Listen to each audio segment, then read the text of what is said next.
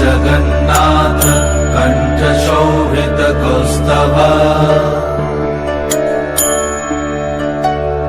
Padmanabha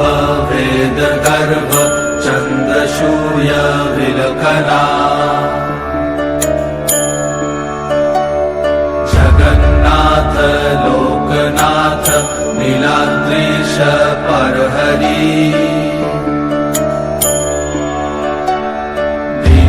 दीनबन्धुर्दया Sindhu Kripalu जनरक्षका कम्बुपाणि Chakrapani Padmanabha नरत्तम्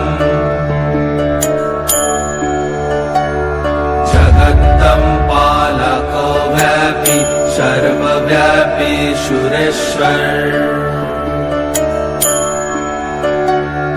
लोकोराज Devaraja शक्रभूपश्च Bhupathi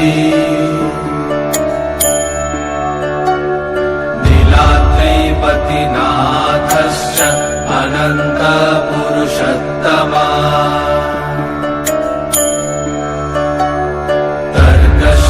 धिय Kalpataru विमलप्रीतिवर्धना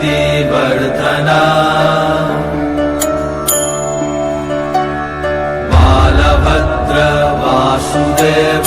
Madhava Madhusudana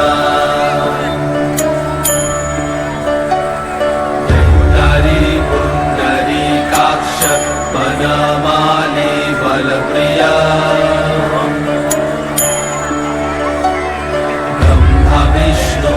शनिवांश